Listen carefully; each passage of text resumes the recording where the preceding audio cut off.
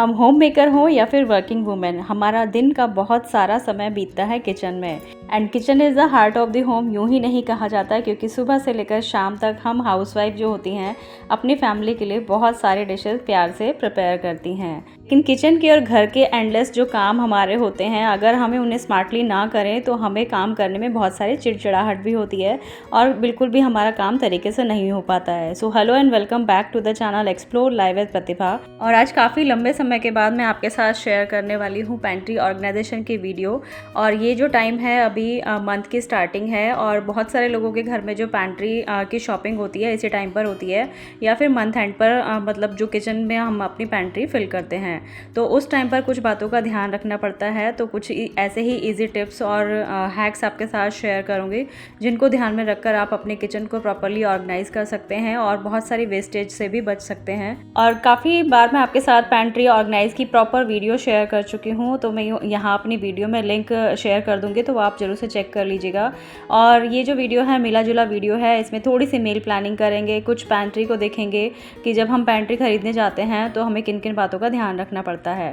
तो जैसे कि आप इस क्लिप में देख सकते हैं, यहाँ पर मैंने अपने जो कैबिनेट हैं किचन के, जिसमें सारे कंटेनर्स रखे हैं जहाँ पर मैं दालें वगैरह स्टोर करती हूँ, वो सब मैंने खोल कर देख रही हूँ। क्योंकि जब भी हम अपनी ग्रॉसरी की लिस्ट बनाते हैं तो हमें जिस चीज़ की भी ज़रूरत होती है महीने भर में, हम उसको रैंडमली लिखते चले जाते हैं। लेकिन शॉपिंग लिस्ट बनाने से पहले एक बार सारे कंटेनर्स ज़रूर से चेक कर लीजिए।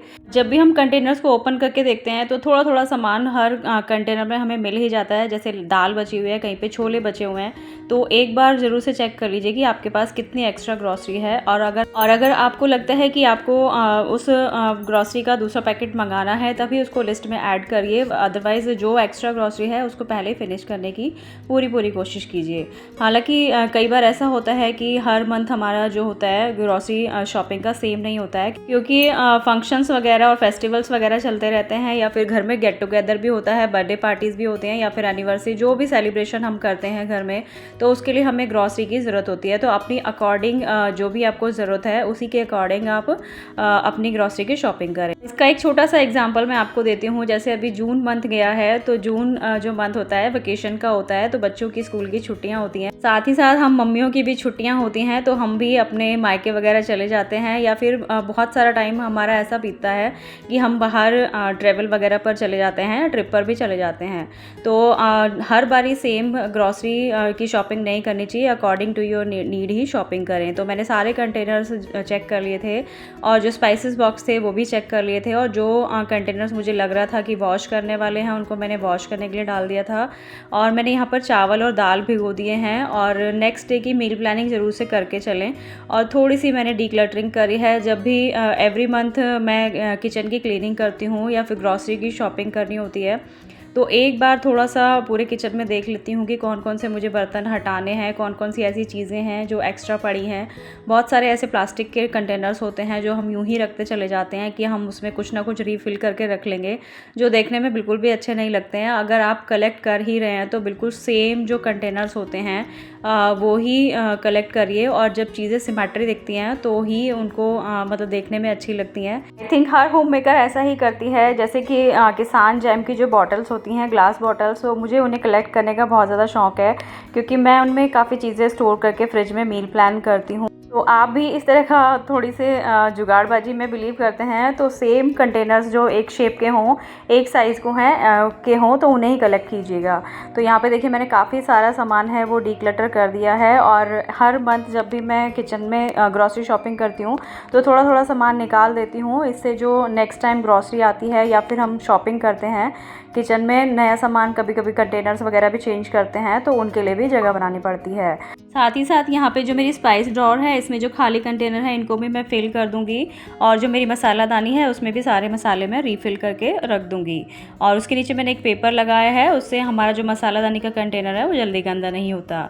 और ये जो न्यू जार मैंने परचेज़ करा है, इसके अंदर मैंने होममेड मेयोनीज़ बनाई है जो सैंडविचेस वगैरह बनाने के काम में आएगी। तो किचन के बाकी सब काम करते करते थोड़ी थोड़ी मील प्लानिंग करती रहती हूँ। और काफ़ी चीज़ें मील प्लान करने से हमारा बहुत सारा किचन का कुकिंग टाइम बचता है।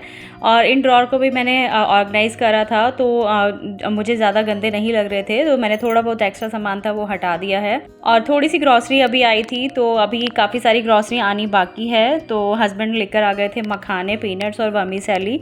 और थोड़ा सा काम अगर आप पहले से प्रिपरेशन करके रख लेते हैं, थोड़ी सी मील प्लानिंग कर लेते हैं, तो आपकी पूरे हफ्ते की या फिर पूरे महीने की टेंशन ख़त्म हो जाती है। तो आप अपनी ग्रॉसरी के अकॉर्डिंग मील प्लान कर सकते हैं। अगर आप वीकली मील प्लानिंग करते हैं या फिर आप 15 डेज़ की मील प्लानिंग करते हैं, तो ये आपके ऊपर डिपेंड करता है कि आपकी फैमिली की रिक्वायरमेंट कैसी हैं। तो मैंने यहाँ पर मखाना, पीनट्स और वर्मीसेली को रोस्ट करके रख लूँगी। इससे काफ़ी सारी चीज़ें जो प्रिपेयर करने में आसानी रहती है। जैसे आप वर्मीसेली पुलाव बनाते हैं तो उसके लिए एवरी टाइम आपको वर्मीसेली रोस्ट करने की ज़रूरत नहीं पड़ेगी। इस तरह से आप सूजी को भी रोस्ट करके रख सकते हैं। और मखाने मैंने यहाँ पे घी में भूने थे, और जो पीनट्स हैं उनको मैंने ड्राई रोस्ट किया है। सेम इस तरह से जो वर्मीसेली है उनको भी मैं ड्राई रोस्ट करूँगी, और इससे काफ़ी सारा समय बचता है। जब भी मुझे वर्मीसेली पुलाव बना होता है तो मुझे एवरी टाइम वर्मीसेली को रोस्ट करना नहीं पड़ता। लेकिन यहाँ पर आप कहेंगे कि आप इसको रोस्ट करने की ज़रूरत ही नहीं है, लेकिन आप एक बार इस तरह से करके देखिएगा, आपका जो वर्मीसेली पुलाव है बहुत ही खिला खिला बनेगा। हालांकि इस पर लिखा होता है कि रोस्टेड वर्मीसेली, लेकिन मैं फिर भी इसको थोड़ी देर के लिए रोस्ट ज़रूर करती हूँ। तो जो मेरा वर्मीसेली पुलाव है ये वो बहुत ही टेस्टी बनता है। और आपने अगर मखाने को पहले से रोस्ट करके रखा हुआ है, तो आपको मखाना चाट बनाना हो तो सारी चीज़ें रेडी रहेंगी आपके पास, तो आपको कोई भी डिश प्रिपेयर करने में बिल्कुल भी समय नहीं लगेगा। और देखिए, लास्ट संडे को शॉपिंग करी थी तो हस्बैंड लेकर आ गए थे काफ़ी सारे मैंगो। तो अब तो मैंगो का सीज़न जाने ही वाला है, तो मीठे मीठे आम आए थे, तो मैंने इनको इस तरह से कट करके इनका सारा पल्प स्टोर करके फ्रिज में रख लेती हूँ। और जब भी मुझे कोई चीज़ प्रिपेयर करनी होती है तो जो मैंगो पल्प है वो रेडी रहता है। चाहे आप इससे मैंगो शेक बना लीजिए, या फिर आप मैंगो की आइसक्रीम बना लीजिए, या फिर कोई भी मैंगो के जो डेजर्ट हैं वो आसानी से आप प्रिपेयर कर पाएंगे। और इतने सारे मैंगोज़ को फ्रिज में रखेंगे तो आप काफ़ी सारा स्पेस उसमें ऑक्यूपाइड होता है। और आप मैंगो को इस तरह से पीस कर किसी भी कंटेनर में डाल के फ्रीज़र के नीचे जो क्रिस्पर है तो वहाँ पर रख देंगे, तो आपका जो मैंगो पल्प है 1 हफ्ते या 10 दिन तक बिल्कुल भी ख़राब नहीं होता है। और पहले तो मैं इस तरह से नहीं करती थी, लेकिन अब मील प्लानिंग के काफ़ी सारे आइडियाज़ मैं फॉलो करती हूँ, तो इससे मेरा काफ़ी सारा समय कुकिंग का जो है वो बच जाता है।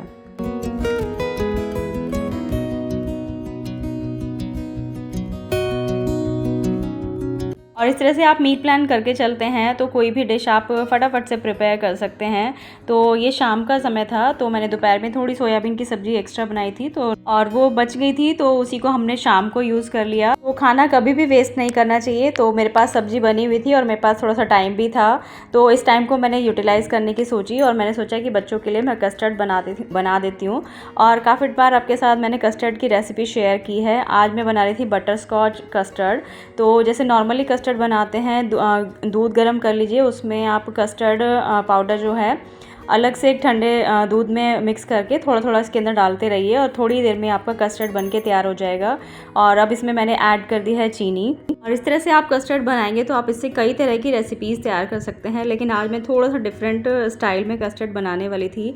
तो ये जो मैंगो पल्प मैंने स्टोर करके रखा हुआ था, तो इसको करीब मैंने 2-3 दिन बाद यूज़ किया है, और ये कम्प्लीटली फ्रेश है। तो इसको मैंने डाल दूंगी अब इस कस्टर्ड के अंदर, और इसके अंदर जो मोटे मोटे चंक्स हैं वो मैंने हटा लिए थे, और इसको हम ऊपर से पोर कर देंगे। और ये जो कस्टर्ड हमने बनाया था ये कम्प्लीटली ठंडा हो चुका है, इसे रूम टेम्परेचर पर ही मैंने रखा था।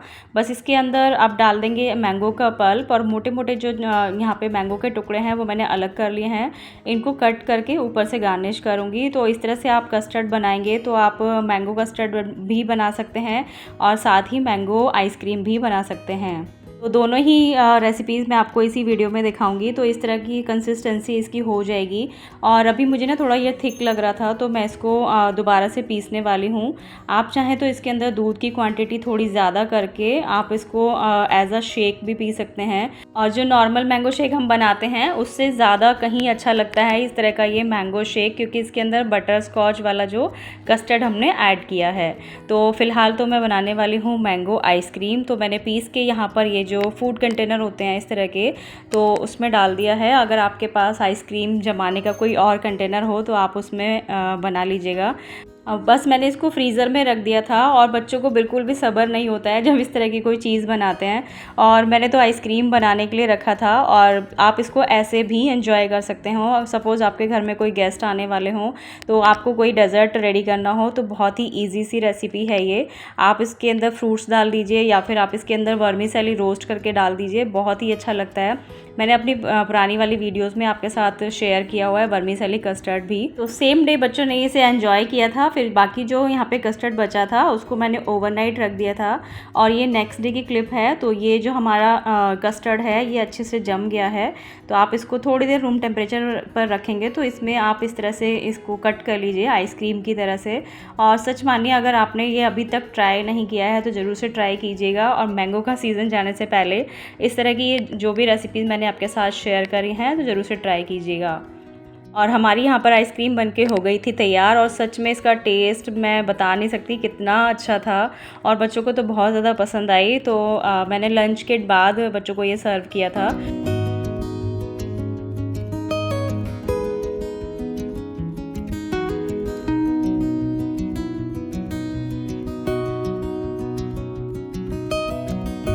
और फ्रेंड्स यहाँ पर मैंगो की जितनी भी रेसिपीज़ बनाई थी सबको बहुत ज़्यादा पसंद आई और आदि को तो आइसक्रीम बहुत ज़्यादा पसंद है। तो उसने बोला कि मम्मी नेक्स्ट टाइम कब बनाओगे। तो आप भी अभी से अगर आपने ट्राई नहीं किया है तो ज़रूर से ट्राई कीजिएगा। और इसी तरह से मैं चॉप्ड मसाला बना के रख लेती हूँ थोड़ा ज़्यादा क्वान्टिटी में। और जब भी कोई ग्रेवी वाली सब्ज़ी बनानी होती है तो ये चॉप्ड मसाला मेरे बहुत काम आता है। बस इसको फ्रीजर में स्टोर कर लीजिए और जब आपको ज़रूरत हो तो इसको निकालिए और यूज़ करिए। और इसी तरह के बहुत सारे tips and ideas meal planning के लिए मैं यूज़ करती हूँ। अगर आपको चाहिए तो कमेंट करके बताइएगा, मैं इसी तरह का एक वीडियो और बना दूँगी। आई होप फ्रेंड्स ये वीडियो आपके लिए हेल्पफुल रहा होगा, तो वीडियो को लाइक करना बिल्कुल भी मत भूलिएगा। आपसे जल्दी ही मिलूँगी इस तरह की यूज़फुल वीडियो के साथ। Till then be happy, stay tune and bye bye. Happy home making.